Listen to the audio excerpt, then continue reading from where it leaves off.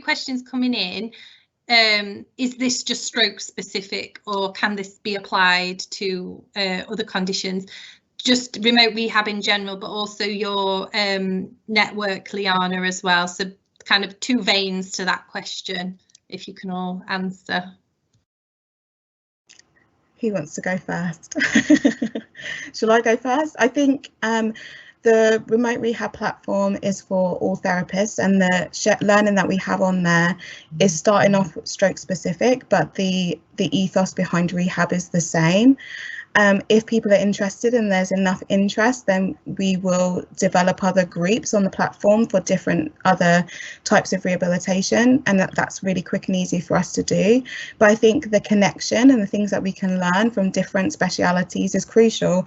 I know that I was trying to connect with some MSK physios around shoulder pain, because again, their techniques and what I learned as a junior is completely different to how you would treat some of those things now. So yeah, it's definitely open to all types of therapists who want to, in the whole MDT. Yeah, when we set out with the Viva project, we started with the concept of remote home visits, but actually when we got to project 2, we talked to a whole range of health professionals, and they started to say, actually, I can see how using online video conferencing for consultations and interventions could be helpful for us too. And that's why project 3 is involving speech and language therapy, dietetics, different OT and physio services. So we definitely are expanding beyond our original remit. And I also agree, kind of Tele Rehab, it just works fantastically for all rehab. So I'm working with people with progressive neurological conditions as well. And I suppose if we're thinking about the future as well, we know these people, they're going to have long-term difficulties, and being able to check in using kind of telehealth is really, really beneficial, that they might be able to get those few more kind of checks rather than having to wait on a waiting list for face-to-face. So it does work. I've used it with lots of different conditions other than just stroke, and it's been effective kind of with everybody that I have trialed it with. Okay, I've got a question from, had everyone answered? Sorry. Yeah. Yeah, got a question from Emma Pilkington for the whole panel. She'd really like to hear if anyone is loaning iPads or tablets to patients to enable more equal access to all. Yes, our team are. Yeah, in answer to that. We are loaning devices as part of our mild moderate memory impairment clinic project. We are loaning the devices to patients that don't have them so they can participate in the research. And in Doncaster, we haven't been loaning devices, but we always kind of ask for support from family members as well. So if the patient themselves doesn't actually have a device that works, we just kind of see if anybody else in the family does. And usually there is somebody in the family that does have the device and that can support the session. So we haven't kind of come across many barriers where people actually haven't had the device. And I think the Stroke Association as well will provide grants for people who need it to access the therapy. So that is also worth exploring. Sarah, this is a question directly for you from Yasmin. She wanting to know, how are you conducting your swallow assessments remotely? And is your trust team offering any face-to-face interventions, or is it just purely virtual telehealth?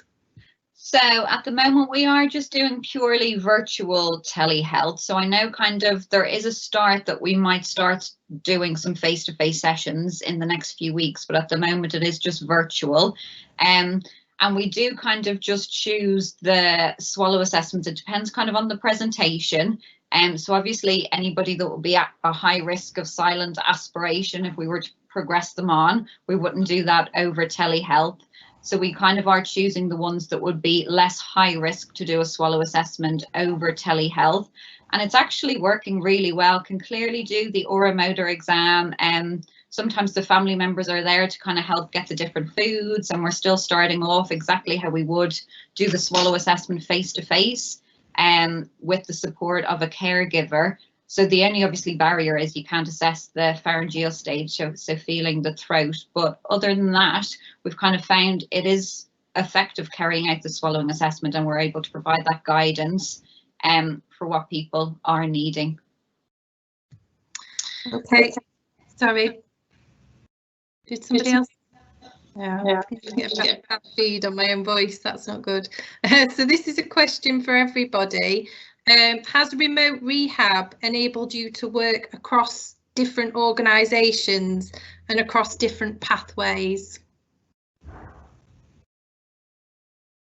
So I know at Doncaster anyway, so I was typically based kind of in the hospital on the stroke rehab unit, but now I'm based kind of just purely providing Tele Rehab, and I'm kind of supporting kind of the community team as well. So it actually means that we're working across the pathway now rather than being kind of focused in one area. We're doing a lot of outreach. So we're kind of following our patients out into the community. So we're not actually just purely working in one part of the pathway as we previously did. We're now actually following people across the pathway because of the telehealth, which is beneficial.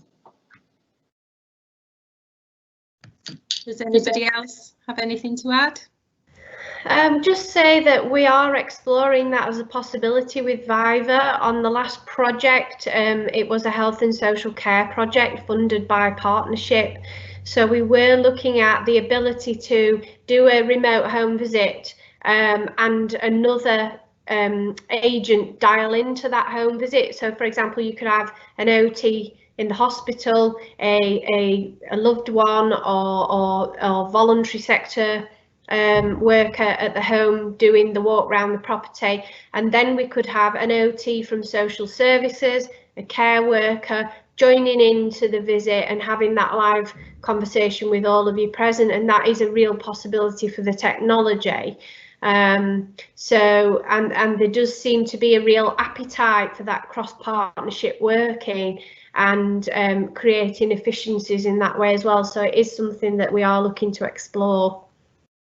And within my team, because I am doing joint sessions with therapists, so they will be in the patient's home and I will be remote so that I can assist with the clinical reasoning and stuff like that. We have started thinking about doing goal setting sessions with the whole MDT there, because I know as in the community is very difficult and time consuming to get everybody there to discuss the goals with the family. And I know I've just had a conversation yesterday with a head injury team who are doing remote groups for vocational rehab, for self-management, for cognition and fatigue, and they're going to allow me to join their group so we can share learning, but then also to do groups together. And I think that is where you can pool your resources. And I know one of the first things I'm trying to get for the platform is them to do some type of webinar and sharing ideas so we can all share, because I think they said it themselves that they can't treat every single patient, and like we see on social media, there's a lot of teams who are doing amazing stuff remotely, but that's for their team and you actually don't know how to do it yourself. So if you can share and pool resources between yourselves, you then don't have to reinvent the wheel, and then you can start from a front foot and then develop those services in a much more efficient way, especially when we need them to be started ASAP, really. Okay, we've just got time for one more question. It's not a question as such, it's just a bit of a theme that's come up on the chat. So a lot of people kind of commenting that you can't really replace face-to-face and there's nothing like getting your hands on a patient. So what's your response to that, panel?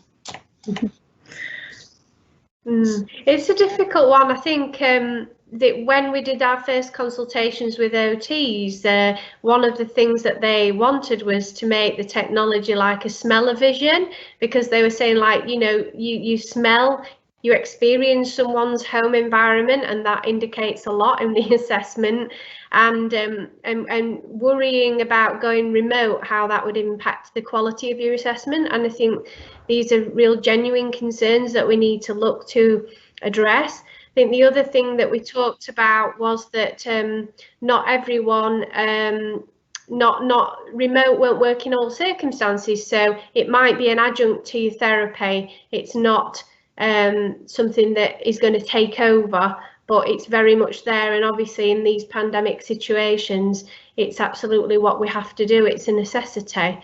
So I think it's worth understanding these concerns and working towards sort of addressing some of those concerns as well as part of the research is really important. And I don't think it has to be an all or nothing. You don't have to use remote solely, and you don't have to do face-to-face solely. And I know there's a lot of physios who are the ones who are saying, you need to get your hands on. And I definitely agree that hands-on, for certain things is great, but there's so many times when you will leave your patient's house, you've left them with the exercises, you've shown them exactly how to do them, where to put their hand, where to put their foot, and actually when you come back, they're like, oh, I didn't do exactly how you did it. I didn't know how to do it, so I just didn't do it. And actually you're disempowering them. If you take a step back and let them try things and let them problem solve and let them manage, as we always try to do with our self-management ethos, then you become their coach rather than them relying on your hands as a way to rehabilitate themselves. So I think there are definitely certain things that you need to do, but then there's certain things that we need to give the power back to our patients as well. And I think this would have taken years to come into fruition without COVID. But actually, if we challenge ourselves, especially, I know I'm going to stop talking in a minute. As a BAME therapist, COVID disproportionately affects me. So I'm trying to keep my family and myself safe this time. Remote rehab has allowed me to still be able to treat my patients effectively and efficiently without having to feel that I have to completely step away from it. And actually the connections and the things that you can do, and especially if there are people who are going in for you or supplementing that, has been amazing. And actually we've had a lot of really great goal attainment and in ways that we don't even know how, because we haven't been there. So, thank you, everybody. I'm going to have to draw this to a close because we've gone over. The questions have gone crazy, but that's where I'll encourage people to go and join up to Liana's community. Even if you're in Camp 1, join. Because we're ready. And I think there's been a big lot of people asking how much it costs. So the free trial is for 3 months from the date you sign up, and then it will be £10 a month after that.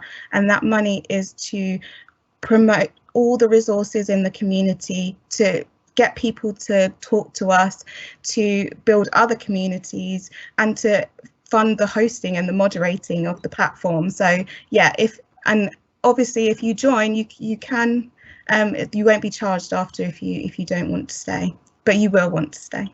And I just think the questions, I would love to sit and answer all of these questions, but we just don't have time. But that's what that forum and that community is for. It's asking the questions, that you probably wouldn't want to ask or didn't think to ask before. But thank you everybody for joining. All of our contact details are right there in front of you.